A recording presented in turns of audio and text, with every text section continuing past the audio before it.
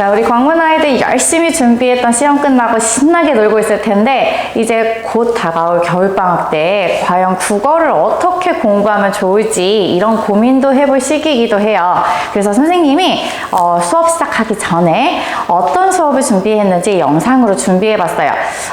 선생님, 저는 내신만 할 거라서 방학 때는 국어 공부 그냥 잠깐 쉴게요. 이렇게 생각하고 있는 친구들도 상당히 많은데, 사실 너희들이 1학년 때 경험해봤겠지만 광문 국어는 외부 지문도 많이 반영되기 때문에 너희가 처음 보는 그런 문학 작품이나 독서 작품이나 이런 것들에 대한 유연성을 길러야 되기 때문에 절대로 교과서 범위만 파겠다라는 내신 위주의 공부를 하면 안 된다라는 걸 알고는 있지만 인정하고 싶진 않을 거예요. 그래서 선생님은 너희들의 내신을 위해서도, 그리고 이제 곧 다가올 고3을 위해서도, 우리 친구들이 아직까진 고3은 되게 먼 일이라고 생각하고 있겠지만 눈 깜빡할 사이에 너희들은 고3이 되어 있을 거예요. 그래서 먼 미래라고 생각하겠지만 하여튼 그 고3 시기를 위해서도 이제 겨울방학 때 필요한 국어 공부들이 있단 말이야. 그래서 이제 그런 것들을 어떻게 선생님이 준비했는지 같이 한번 보자고 영상을 준비해 봤어요. 자, 일단 처음에는 1학년 너희들의 시험을 한번 간단하게 정리를 한번 해주고, 그런 다음에 2학년 때 1학기 때는 문학을 공부할 거고 2학기 때는 독서를 공부할 텐데 어떻게 준비하면 좋을지, 그리고 더불어서 이런 내신과 미래의 너희가 모의고사, 그리고 고3 수능을 위해서 지금 필요한 국어 수업은 무엇인지 같이 한번 이야기를 해보고, 마지막 선생님이 이번 방학 시즌에는 너희들하고 함께하는 프로젝트를 진행을 하려고 해요. 이름을 전지적 보라시점 77일 프로젝트라고 지어봤는데, 선생님이 너희들하고 같이 77일 동안 이제 방학부터 3월 1일까지 대략 77일 정도 나오더라고요. 그래서 이제 그 77일 동안 우리가 같이 함께 열심히 공부해보자는 의미로 선생님이 준비한 프로젝트가 있어. 이제 그런 것들이 어떻게 진행되는지에 대해서 안내를 해주도록 할게요. 자, 일단 1학년 총평. 교과서 범위와 학평 문학이 주로 시험 범위에 포함이 되어서 너희들이 교과서만 암기식으로 준비했던 친구들이라면, 그렇게 공부를 했다면 아마 1등급을 안정적으로 받기는 어려웠던 시험이었다라는 걸 되돌아보면 기억이 날 거예요. 그래서 1학기 중간 기말, 2학기 중간 기말 이렇게 다 합해서 보통 교과서 범위는 적으면 3단원에서 많으면 5단원 정도 출제가 되었고, 학평 범위는 1학기 중간고사부터 2학기 중간고사까지는 학평 범위를 고지해 주시고, 자, 그 안에서 문학작품이 적었을 땐 6작품 정도, 그리고 많았을 땐 7작품 정도, 이렇게 범위가 주어진 내에서 공부를 하면 됐었는데, 이번 기말에는 범위를 지정해주지 않고 문학작품을 그냥 외부 지문을 출제를 하시겠다, 이렇게 얘기를 하시고, 그렇게 실제로 시험이 나왔어요. 교과서 범위와 외부 지문을 같이 이제 복합 지문으로 구성한 지문도 있었고, 2학기 때부터 너희들의 변별된 실력 검증을 위해서 독서 지문까지 이렇게 포함을 하는 그런 변화까지 보여주셨었거든요. 그래서 우리 아이들 중에서도 문학을 조금 이제 열심히 공부한 친구들은 어렵지 않게 쭉 이렇게 진행을 해오다가 중간고사 때 한번 삐끗한 친구들이 있었어요. 맞아. 선생님, 저는 독서를 못하는지 몰랐는데 이번 경험을 통해서 확실히 알았어요. 저는 독서를 못하는 애였네요. 왜냐면 너희가 솔직히 말해서 3월 모의고사를 그렇게 정성스럽게 보지 않아. 그리고 그거에 대한 기억이 그렇게 짙지도 않아요. 그런데 내신은 너희가 다들 그래도 열심히 학원에 다니면서 준비를 했단 말이지. 그러면서 독서 영역에 대한 공부를 처음 해봤을 가능성이 커요. 그래서 자기가 독서 영역을 공부하는 방법을 몰랐었던 것 같다. 그리고 생각보다도 독서 영역에 약한 걸 깨달았다. 이렇게 자각한 친구들이 꽤 많은 걸로 알고 있어. 그래서 그런 친구들을 위해서도 선생님은 늘 말하잖아. 문학과 독서는 같이 쭉 병행을 해 나가야지, 독서라는 건 한순간에 독해력이 확 좋아지는 그런 영역이 아니기 때문에 선생님이 늘 강조하고 있어. 늘 꾸준히 문학과 독서를 같이 공부를 하고 있어야 됐어 썼어요. 네. 그렇게 공부한 친구들은 실제로 성적이 잘 나왔었고, 그걸 조금 경시하고 선생님 말을 잘 듣지 않았던 친구들은 여전히 독서를 막연하게 생각하고 있더라고요. 자, 그러면 2학년 내신은 과연 어떻게 출제가 될까? 비슷해요. 자, 문학은 보통 작년 기준이야. 교과서 범위에서는 7에서 8단원 정도 시험 범위로 이렇게 지정이 되고, 그리고 외부 작품 지문으로는 고지를 해주시지 않았어요. 근데 보통 3작품 정도가 이렇게 시험 범위에 시험지에 이렇게 나와 있었어. 그리고 독서도 마찬가지야. 독서도 교과서 범위는 한 5개에서 6개 지문이 시험 범위로 이렇게 지정이 되고, 그리고 마찬가지로 1학기와 마찬가지였어. 미지정된 이제 외부 지문이 출제가 되는데 학평 지문을 이용을 하시되 최근 지문이 아니라 좀 과거, 뭐 19년, 18년, 17년 이런 식으로 좀 과거의 지문을 활용하시는 경향이 좀 강했어요. 그래서 너희가 교과서 범위만 열심히 판다고 해서 절대로 내신이 잘 나온다라는 기대를 하면 안 돼. 자, 그럼 선생님 저는 내신 교과서 범위만 열심히 해놓은 다음에 외부 지문을 시험장에서 그냥 열심히 해보면 안 될까요? 네, 열심히는 할 수 있지. 근데 평소에 공부하지 않은 친구들이 단순히 그때 그 당시에만 열심히 한다고 해서 좋은 성적을 기대하는 건 좀 기적을 바라는 거나 다름이 없을까? 그래서 평소에 쌤이 늘 강조해. 내신뿐만 아니라 외부 지문에 대한 유연성도 길러야 된다라는 얘기를 제가 계속 했었잖아. 그치? 네, 그거를 쭉 지킨 친구들은 그렇게 외부 지문을 처음 맞닥뜨려도 선생님 저 이걸 어떻게 읽으란 말이에요? 이런 식으로 접근하지 않아요. 그냥 읽어나가. 그리고 문제에서 요구하는, 발문에서 요구하는 정보들을 바탕으로 정답을 차분히 찾아 나가는 그런 친구들이 있거든요. 이런 친구들이 많아지길 바라는 마음에 쌤은 이제 방학 때 이런 부분을 이런 경향을 염두에 두고 이제 구성을 해봤어요. 그래서 너희들은 2학년 내신 때에도 결국엔 지정하지 않은 외부 지문으로 성적들이 변별되는 경향이 강하기 때문에 처음 보는 지문에 대해서 독해하는 실력 자체를 늘려야 돼요. 네, 쌤이 이 얘기를 계속하지만 체감을 못하거나 그냥 안 하고 싶어 이렇게 조금 미뤄둔 친구들은 솔직히 말해서 2학년 때 좋은 등급을 받기는 어려울 거예요. 기본적으로 본인이 독해 실력이 그냥 기본적으로 뭐 요즘 피지컬이라고 하는데 피지컬이 좋아? 나는 독해 되게 겁나 잘해. 선생님 저는 사실 학평 부분에 되게 강한 것 같아요. 처음 보는 친구들 잘 읽어요. 이런 친구들이 있기는 있어요. 근데 많지 않잖아 우리 솔직히. 그래서 그런 친구들은 정말 타고난 거고 우리 대부분의 친구들은 노력을 해야지 자기가 기본적인 실력을 쌓아야지 이렇게 점차 성장을 할 수 있단 말이야. 우리 그런 성장캐가 돼보도록 하자고요. 알겠죠? 자, 선생님도 성장캐였어. 그러면 우리 아이들한테 이번에 겨울방학 때부터 필요한 수업이 도대체 어떤 수업이냐 이거지. 그래서 선생님이 여러 가지 고민을 해봤지만 결론은 이거 하나예요. 내신이든 수능이든 두 마리 토끼를 다 잡기 위해서 너희들한테는 특히나 낯선 지문에 대한 유연한 능력을 길러줘야 된단 말이야. 특히 낯선 지문을 봤을 때 너희들이 보통 생각하는 건 내가 모르는 걸 이거 어떻게 풀라는 거지? 뭐 이런 생각부터 하게 되는데 아니에요. 모든 글은 결국엔 똑같아. 쓰고자 하는 사람들의 마음은 이거를 누군가가 읽었을 때 공감을 하고 이해를 하길 바라는 마음으로 쓰기 때문에 너희들이 절대로 이해를 하지 못할 글들을 쓰지 않아. 그러니까 그런 이제 글의 특성들을 이해가면서 너희들이 독해 능력을 기르면 돼. 문학이면 문학, 독서면 독서. 이제 각자의 전략들이 있단 말이야. 결국엔 독해인데 하여튼 문학에서도 이런 식으로 접근을 해보자. 독서도 이렇게 접근을 해보자. 방법적인 것들을 선생님이 알려줄 거고요. 글을 같이 읽어나가면서 그런 능력들을 길러갈 거고. 자, 그리고 문제도 요령을 부릴 수 있으면 좋잖아. 그치? 왜 지문을 읽고 문제를 차근히 풀다가 기억이 안 나니까 지문을 읽고 왜 이걸 반복해? 쌤이 늘 말하잖아.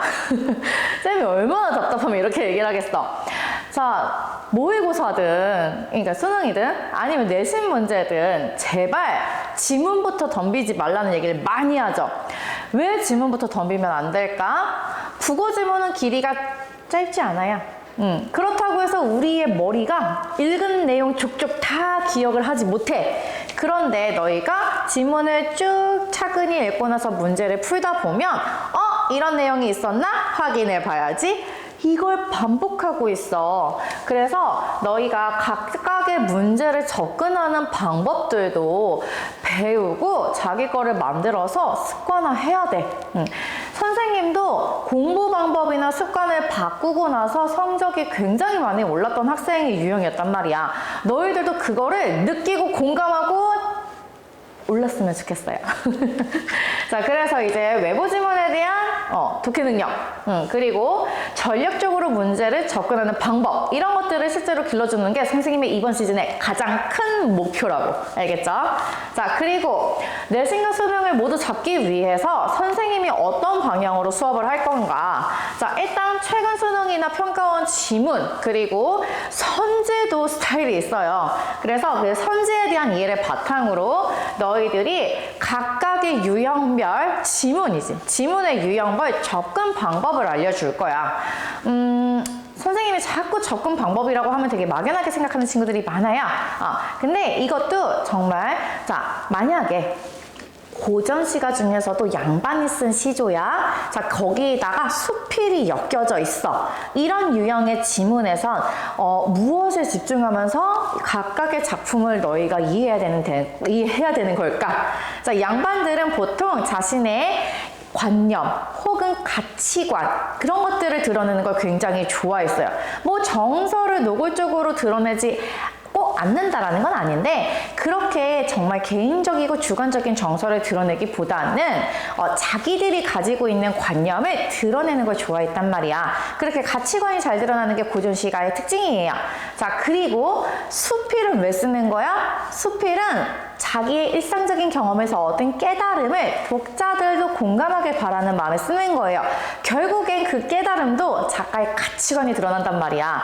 이런 식으로, 자, 고전시가랑 수필이 엮여 있으면, 물론 아닌 경우도 있긴 있지만 보통은 가치관이 잘 드러나는 글들이라서 이들의 관념을 이해하는 게 중요하단 말이야. 고전시가도 특히나 요즘에는 자연 친화 이런 얘기만 하지 않아요.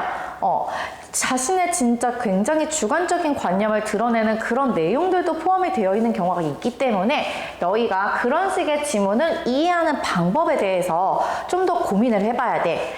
수능 얘기를 조금만 더 해보자면, 과거에는 소설 지문에서 뭐 대화가 이게 이렇게 어떤 대화 부분을 이렇게 묶어놓고, 자, 여기에 이런 내용의 대화를 나눴다, 이런 OX 판단을 할 수 있을 만한 지문들이 많이 나왔었어. 그런 선지가 많이 나왔었어. 근데 요즘에는 특정 대화를 묶어놓고, 대화를 딱딱딱 묶어놓고, 밑줄도 아니야, 그렇게 묶어놓은 다음에 A 발화와 B 발화의 발화자 의도를 물어보는 경우가 많아. 그러니까 이게 뭐가 차이가 있냐면, 단순히 내용만 이해를 해서 너희가 문제를 풀 수 없다는 거지. 거기에 담겨있는 그 인물에 왜 이런 말을 했을까? 앞뒤 상황 맥락을 바탕으로 한 그 사람의 의도까지 파악할 수 있어야 돼. 당연히 어려워요. 단순하지 않아. 이런 것들을 너희가 선생님하고 같이 지문에서 읽어나가면서, 문제에서 확인해 가면서, 이렇게 푸는 거구나, 이렇게 이해가는 활동을 선생님이 꾸준히 너희들하고 같이 해나갈 거야. 알겠죠? 자, 그리고 선생님이 앞서 말했던 이번 시즌의 보라국어에서 야심차게라고 표현을 해야 될까?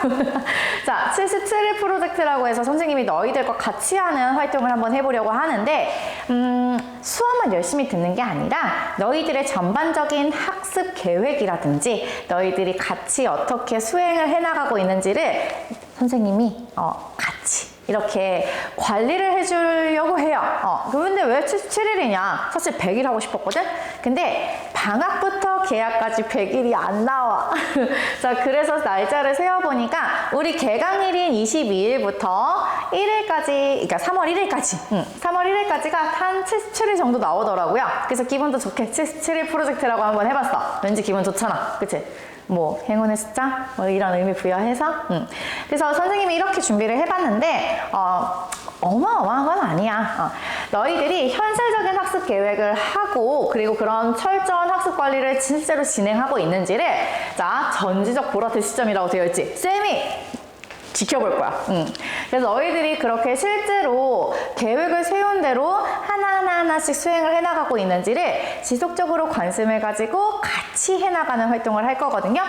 단순히 감시자만 되지는 않을 거야. 쌤도 같이 너희와 함께 77일 동안 무언가를 같이 할 거예요. 그래서 우리가 함께 동반 그렇게 으쌰으쌰 한번 해보자.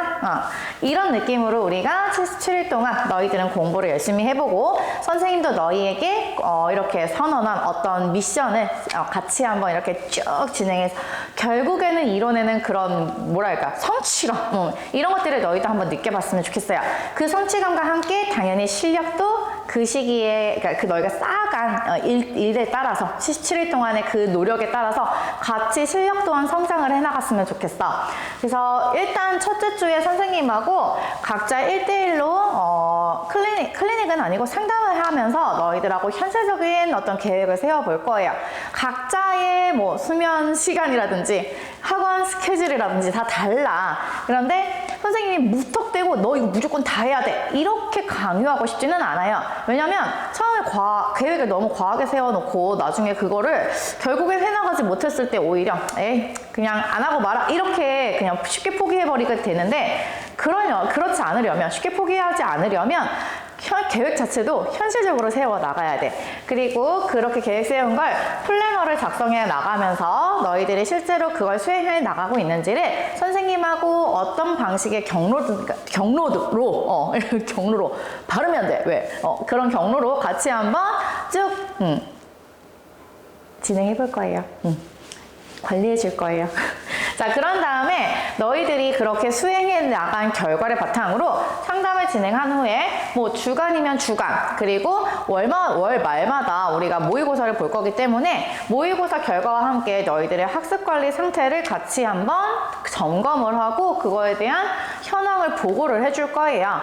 자, 그리고 광문고 출신의 선배들과 함께 이렇게 간단한 이제 질의응답을 해가면서 너희들이 평소에 실제로 궁금해했던 것들에 대해 이렇게 해결을 할 수 있는 시간도 선생님이 계획을 하고 있어요.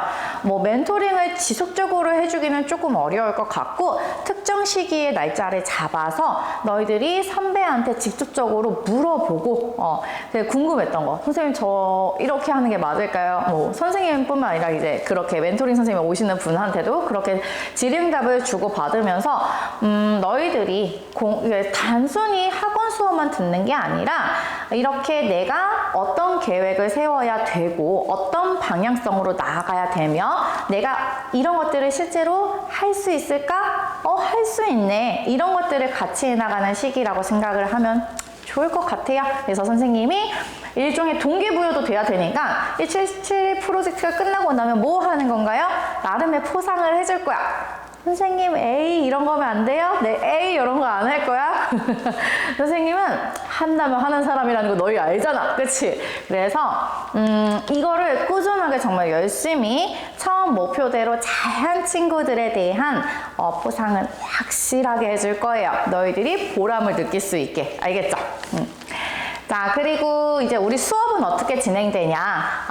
수업이 진행된 다음에 다음 주에 테스트를 진행하게 되겠지. 그리고 매주 매일 국어가 나가게 될 거예요. 매일 국어는 7일 아닌 6일로 이제 나가려고. 네, 6일 동안 너희가 매일매일 국어, 그러니까 국어랜다. 문화, 독서 이거를 각 영역별로 1일부터 4일까지 문제를 쭉 풀 수 있게 최소한 한 지문 이렇게 매일매일 2지문 정도는 풀 수 있게 구성을 해놓고 자, 5일 차이는 선택 과목을 풀 거야. 너희가 아직까지는 선택 과목이 분리되어 있진 않아서 사실은 둘 다 풀면 좋긴 좋아요. 네, 하여튼 엄매, 화자 이거를 각각 10문제씩 준비를 해 놓을 거예요. 자, 그리고 6일치에는 너희가 국어 어휘를 단순히 영어처럼 이렇게 막 써가면서 암기하는 게 아니라 내가 몰랐던 어휘들을 점검해 나가고 그런 것들을 그냥 읽어 나가면서 내 걸로 만드는 그런 이제 영역도 만들어 놓을 예정이에요. 그렇게 매일 국어를 진행을 하고 매주 클리닉을 진행하면서 방학 때 조금 클리닉 소홀하게 하는 친구들이 많은데 이번 시즌에 쌤이 소홀하게 하지 않을 거예요. 너희들이 더 꼼꼼하게 개인적으로 각자 약한 큰 지점이 다 다르단 말이야. 그런 것들을 확실하게 할 수 있도록 쌤이 꼭 근데 클리닉을 좀 꼼꼼하게 진행을 할 예정이에요. 자, 그리고 5월 말에는 모의고사를 진행을 할 거야. 실제 모의고사 치르는 것처럼 80분 동안 너희가 모의고사를 치르고, 자, 그 다음에 잠깐 쉬었다가 거기에서 중요한 지문들을 선생님이 해설해주는 수업을 진행을 할 거거든. 그리고 매월 월말고사는 성적표로 발송이 될 거예요. 그러면 각자가 취약한 문제 유형이 어떤 건지 확실하게 이해가 될 거야. 근데 나는 이번 시즌에 너희가 조금 더 효율적이고 요령 있게 공부를 했으면 좋겠다는 생각을 하고 있기 때문에 이런 것들을 실제로 보여주는 수업을 진행을 할 거야. 자, 그리고 교재나 과제물은, 네, 교재 아까 쌤이 말했지? 평가원이나 수능 지문을 이용을 할 거예요. 마지막에 너희가 결국에는 수능을 볼 때 맞닥뜨리게 될 유형의 지문을 가지고 공부하는 게 맞다고 생각해. 그래서 당연히 어려운 지문만 가지고 하지는 않고요. 처음에는 이제 지금 이제 예비고의 수준에 맞는 그런 지문들을 선택을 해서 이런 유형은 이렇게 접근을 해보자, 이런 수업을 진행을 하면서 점차 레벨을 올려갈 거야. 자, 그리고 매일 국어에 나오는 그런 지문들도 단순히 관련이 없는 문학 독서 이렇게 배열해 놓는 게 아니라 그주 수업과 관련된 유형이든 주제든 이런 것들과 관련해서 선생님이 나름 질서 있게 그렇게 국어 숙제를 준비를 해 놓을 거야. 그러면 배운 내용을 적용해서 숙제를 하면서 실제로 연습도 해보고 적용도 해가면서 공감도 하고 맞네 선생님이 얘기했던 거 이렇게 풀면 되겠네, 이렇게 해보면서 너희가 쭉 수업을 진행을 했으면 좋겠어요. 그리고 수업만 단순히 하는 게 아니라 너희들의 실제로 실력이 성장을 했으면 좋겠고, 거기서 선생님은 네, 이렇게 역시 이렇게 보람을 느꼈으면 좋겠어. 자, 너희들이 정말로 알찬 이 시기를 선생님하고 이제 보내게 된다면, 알찬 이 시기를 선생님하고 같이 보내게 된다면 후회 없는 시즌으로 만들어주기 위해서 선생님은 늘 최선을 다할 거예요. 그리고 너희들이 언제든 궁금한 내용이 있거나 개인적으로 뭐 필요한 것이 있거나 그러면 늘 말하잖아. 쌤은 너희들한테 그럴 때 베풀라고 있는 존재야. 그치? 언제나 어려움 없이 선생님한테 미안해하지 않아도 돼요. 미안함 없이 선생님 저 이런 게 필요해요. 선생님 저 이런 걸 해주셨으면 좋겠어요. 이런 것들을 조금 적극적으로 서로 이야기할 수 있는 그런 우리가 됐으면 좋겠어요. 그래서 우리 정말 따뜻한 겨울방학 보내면서 서로 성장하는 그런 시기를 보내자고. 알겠지?